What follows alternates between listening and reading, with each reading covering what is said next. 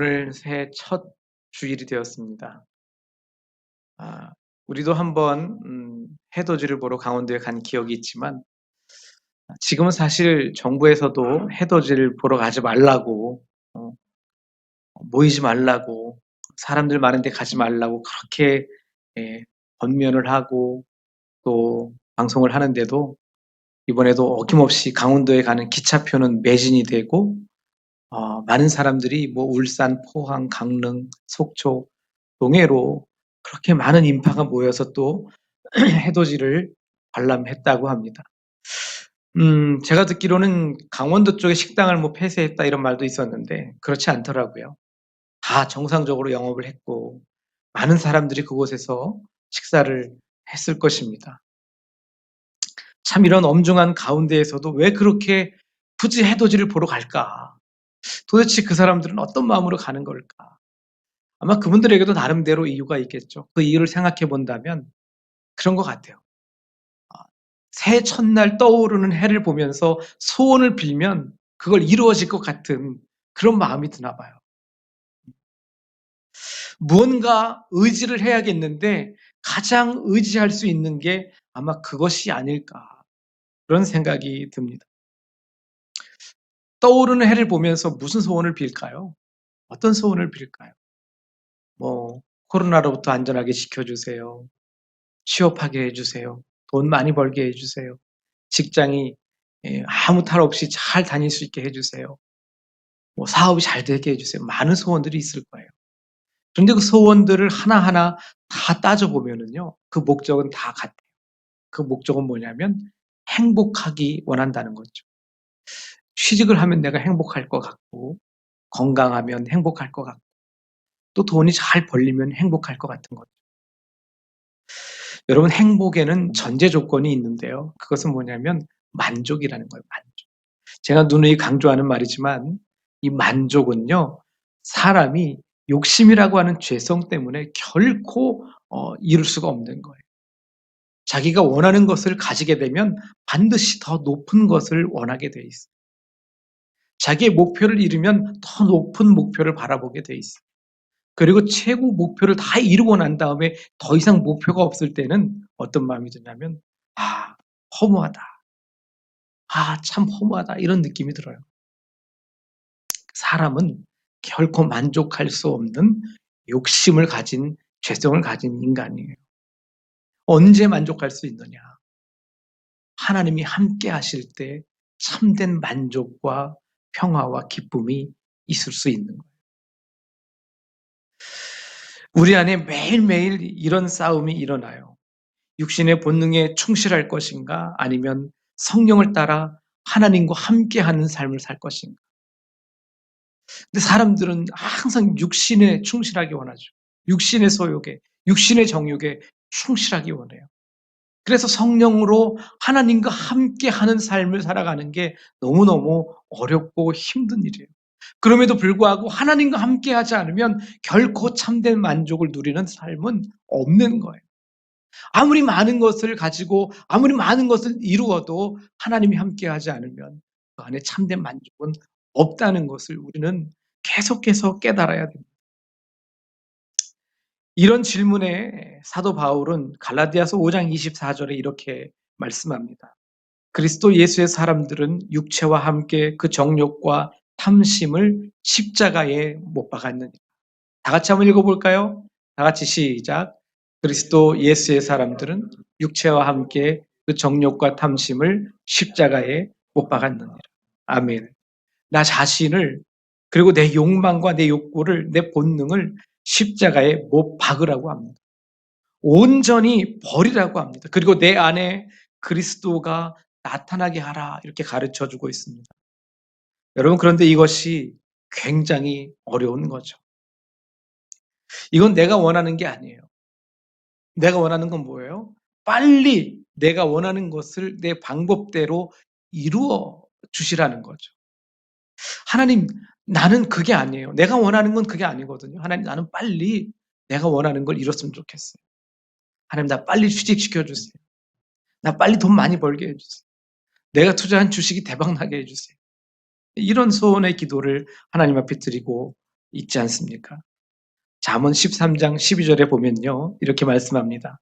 소망이 더디 이루는 것은 마음을 상하게 하나니 소원을 이루는 것은 곧 생명나무니라. 예? 소망이 더디 이루는 것을 마음을 상하게 하는데요. 내가 원하는 걸 빨리 이루어주지 않으면 마음이 상한다는 거죠. 그렇지만 소원을 이루는 것은요, 곧 생명나무라는 거예요. 일이 뜻대로 되지 않을 때 우리는 속이 타고 이 상하는 고통을 겪게 됩니다.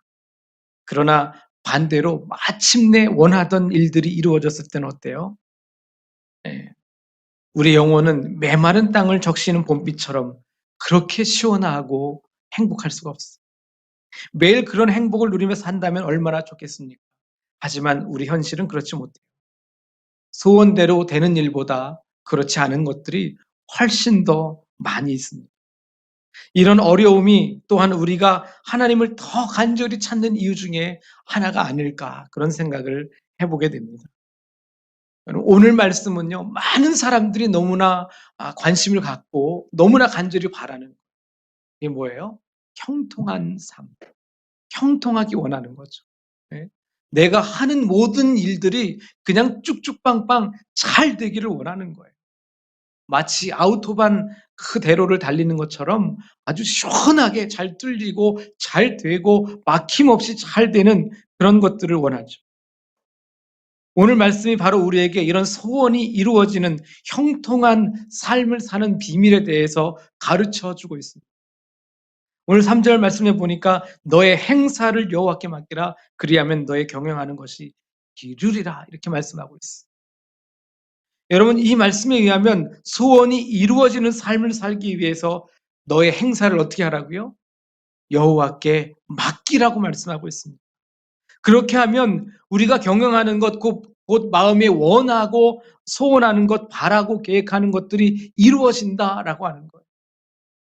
여러분 우리가 형통하기 원하고 우리가 바라고 원하는 일들이 이루어지기 원하는 것은 그닥 어려운 일이 아니에요. 아주 간단하고 심플해요. 아주 너무너무 간단한 방법이에요. 그냥 하나님께 맡기면 되는 거예요. 다른 방법이 없어요. 이렇게 단순하게 들리는 말씀이지만 이 말씀의 의미를 이해하고 내 삶에 적용하는 것은 그렇게 간단하지가 않습니다. 아니 왜 내 일을 여호와께 맡겨야 되지? 하나님께 맡긴다는 건 도대체 어떻게 하는 거지? 하나님께 맡김으로 어떤 결과를 기대할 수 있는지 질문들이 막 꼬리에 꼬리를 물고 일어납니다. 우리가 이 말씀을 통해서 분명히 알 수 있는 사실은 여호와 하나님께서 나의 행복한 삶에 깊이 깊이 관여하신다는 것입니다. 아니 하나님은요 나보다 내가 더 행복하기를 원하세요. 내 자식의 행복을 내가 제일 바라는 것 같죠? 내 행복을 내가 제일 바라는 것 같죠? 아닙니다. 하나님이 나의 행복을 우리 자녀들의 행복을 더 바라고 더 원하십니다.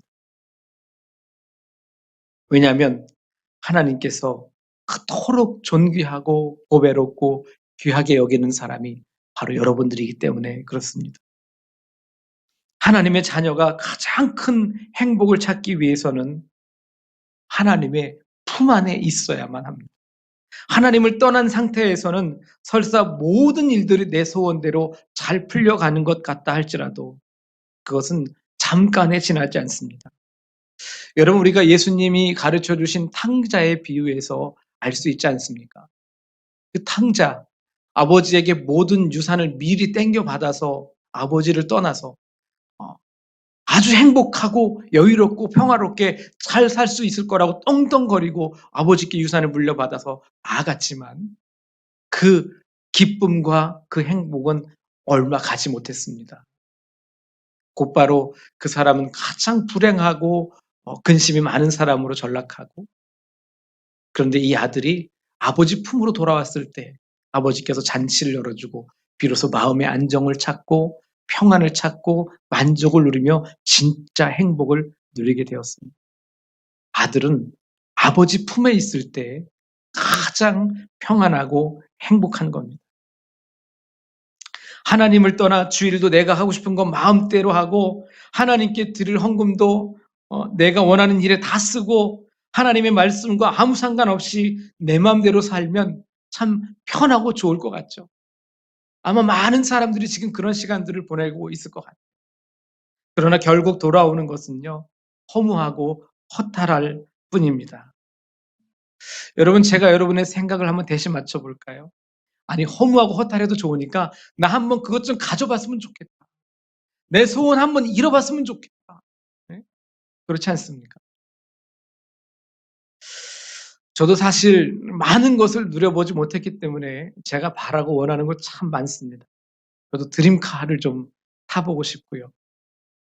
그리고 남들처럼 정말 삐까번쩍 의리번쩍한 그런 집에도 살아보고 싶고요. 그리고 막 해외 세계 일주를 막 여유롭게 다니고 싶고.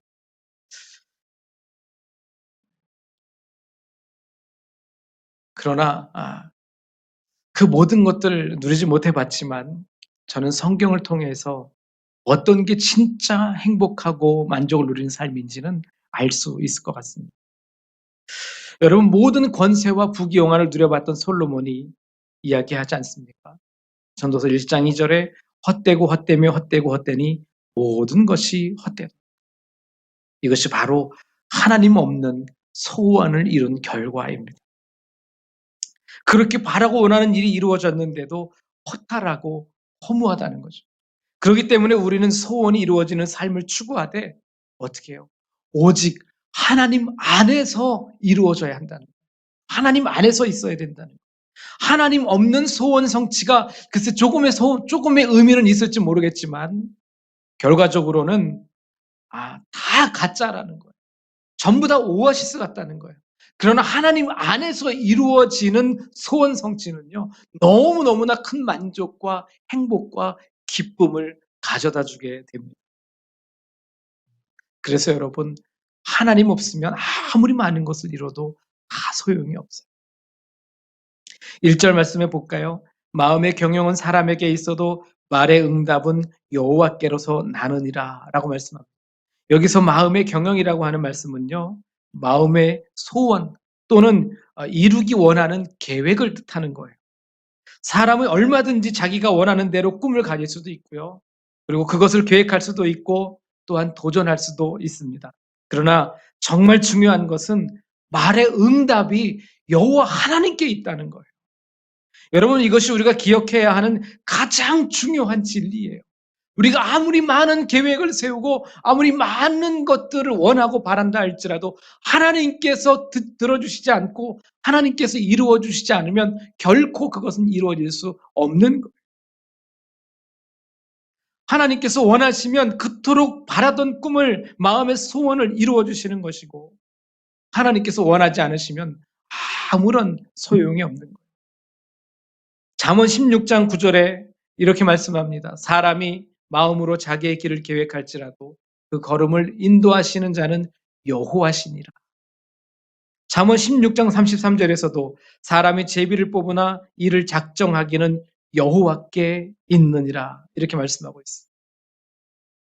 여러분, 이 말씀들은 여호와 하나님께서 모든 일을 절대적으로 주관하고 계신다라고 하는 것입니다.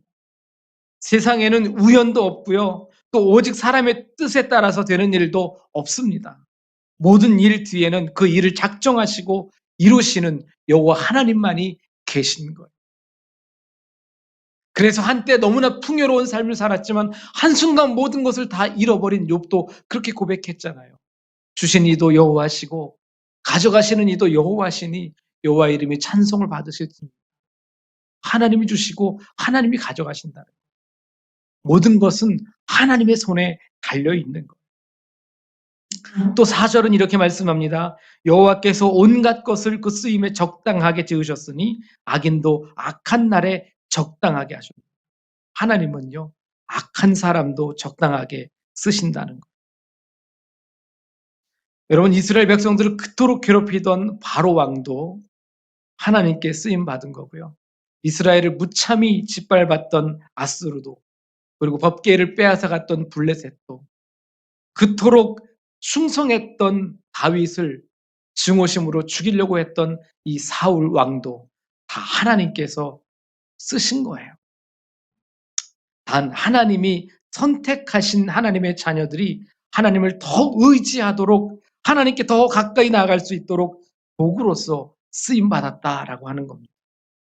근데 그런 도구로는 가급적 쓰임받지 말아야죠. 아니, 절대로 그런 도구로 쓰임받아서는 안 되겠죠. 여러분, 세상에 하나님을 벗어나는 것은 아무것도 없습니다. 모든 것이 철저히 하나님께서 원하시는 대로, 하나님께서 뜻하고 계획하시는 대로 되는 거예요. 소원이 이루어지는 삶의 첫 단계는 바로 하나님의 절대적인 주권을 인정하는 것. 하나님께서 모든 생사화복을 주관하신다는 것을 인정하는 것에서 시작하는 거예요. 거기서부터 우리의 소원을 하나님께 맡길 수 있는 출발이 되는 것입니다. 말의 응답이 여호와께로 난다고 했는데, 말의 응답은 우리가 그토록 원하는 일들의 결과가 오직 하나님께 달려있기 때문에 우리가 간절히 바라는 일들을 이루기 위해서 반드시 언제나 하나님을 의지하고 간절한 마음으로 기도해야 한다는 것입니다. 여러분, 이것을 믿으십니까? 그렇다면 2021년에는 더욱더 하나님만 바라고 기도하시기 바랍니다.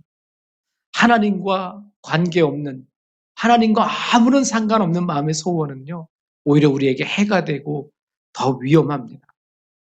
실제로 사람들은 마음속에 원하며 경영하는 것들이 참 많이 있으면서도 좀처럼 하나님께 기도하지 않습니다.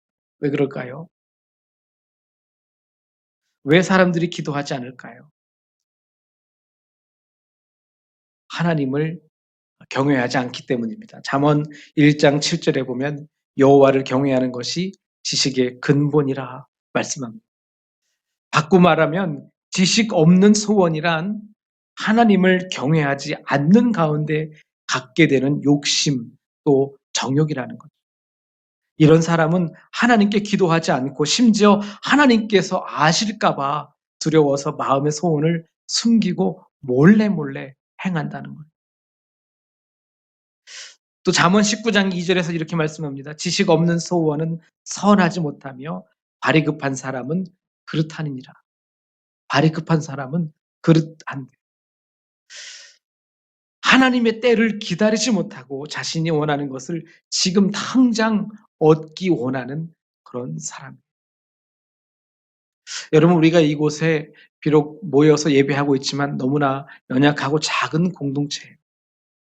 나는 빨리 이 교회가 부흥이 돼서 우리가 정말 더욱더 여유롭게 신앙생활하고 싶은데, 더욱 즐겁게 신앙생활하고 싶은데 하나님이 빨리 사람을 안 보내주신단 말이에요. 그럼 우리 마음이 어때요?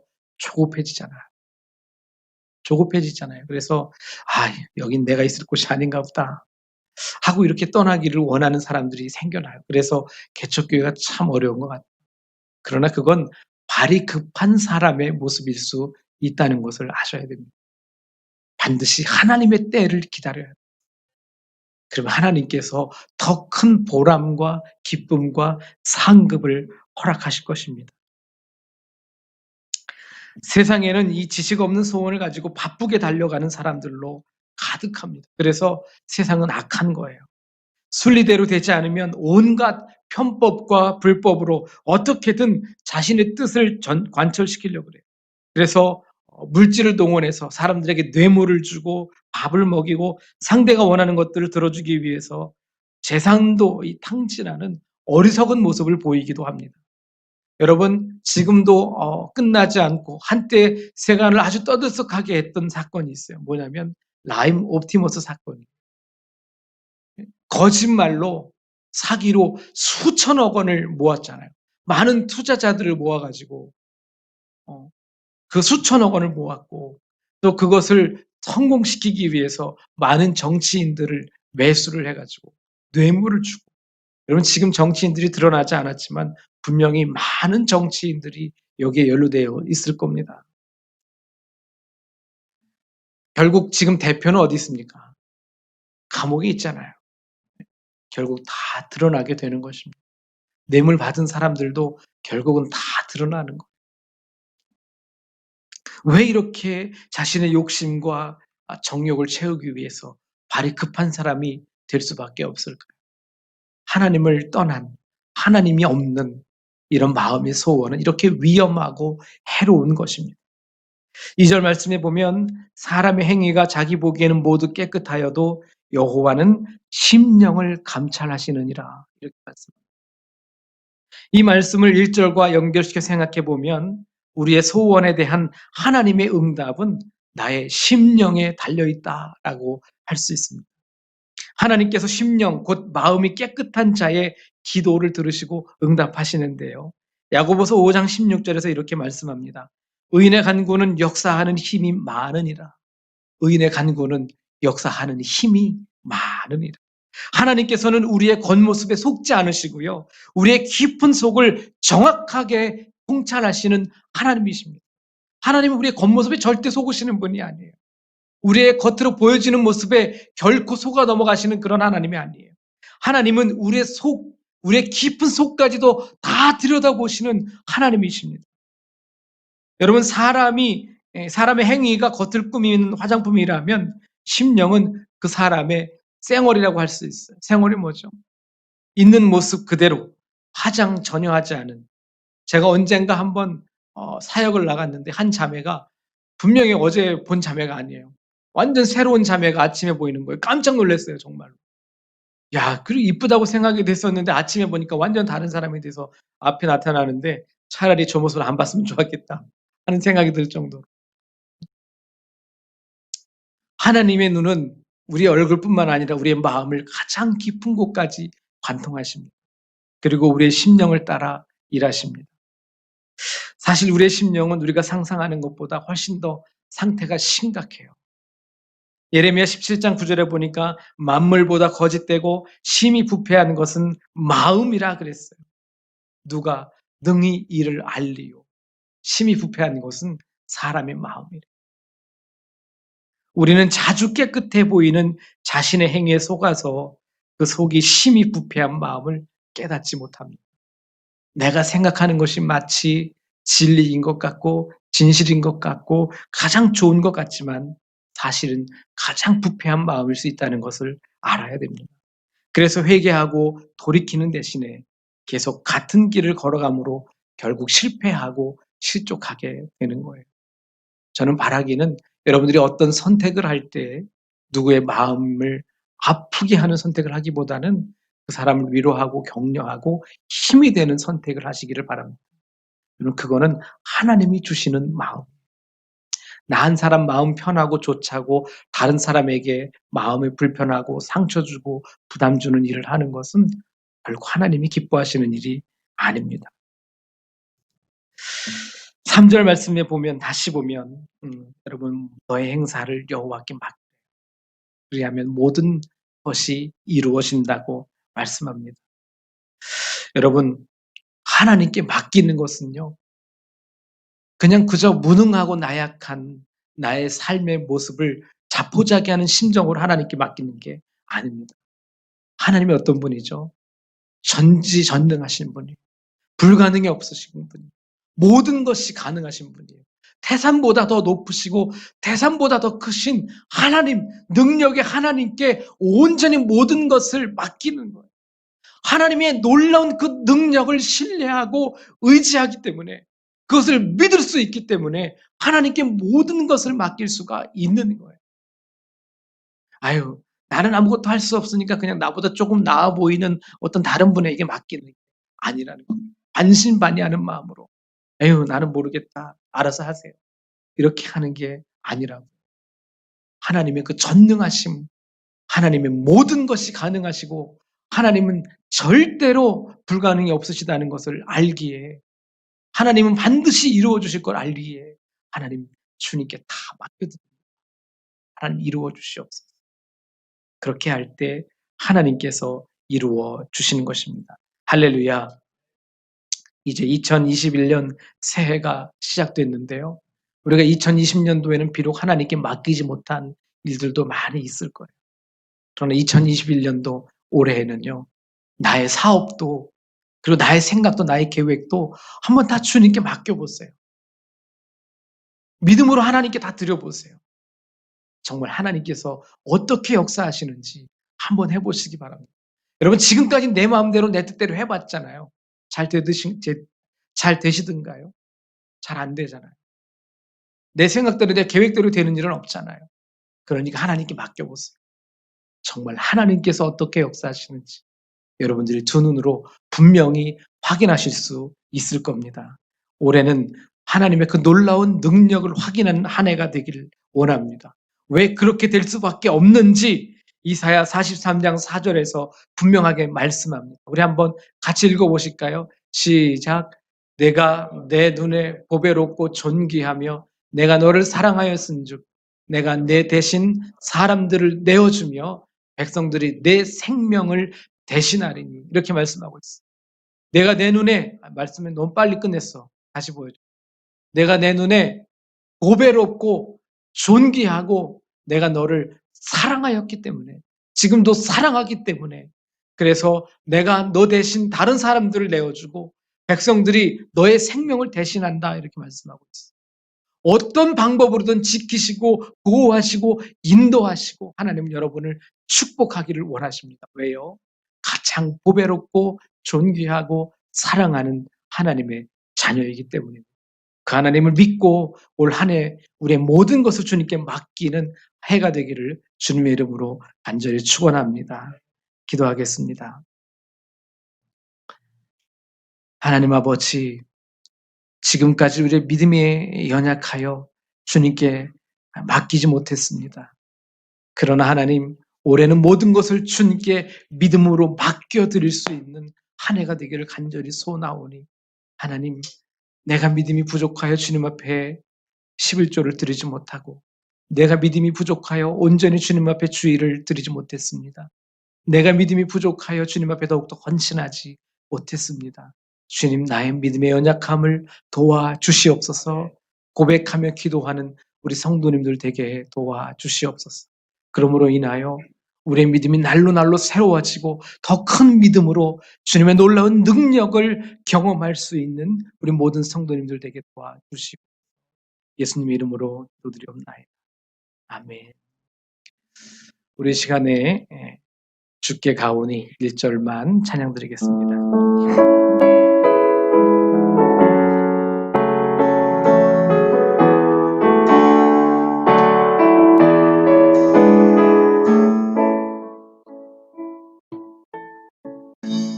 주께 가오니 날 새롭게 하시고 주의 은혜를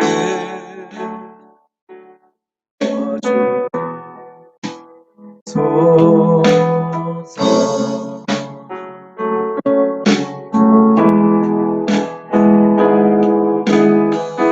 내 안에 발견한 나의 연약함 모두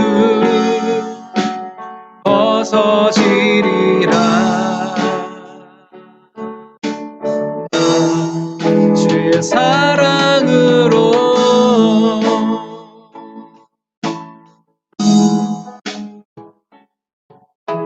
주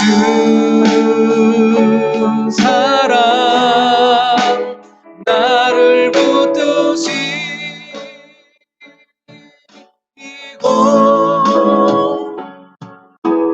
주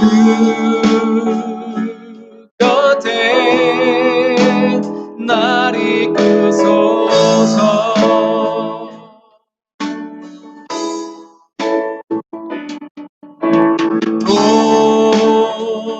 고술이 날개쳐 올라가듯 나 주님과 함께 일어나 걸으리. 주의 사랑 안에. 아멘. 지금은 우리 주 예수 그리스도의 구속의 은혜와 하나님 아버지의 넓고 크신 사랑하심과 성령님의 감화 감동 역사 충만하심이 올 한 해 하나님께 모든 것을 믿음으로 맡기기 원하는 사랑하는 성도들과 저들의 가정과 일터와 삶 속에 이 시간 온라인으로 함께 예배하는 모든 성도들 머리 위에와 그들의 모든 일과 속에 이제로부터 영원까지 함께 계실지어다.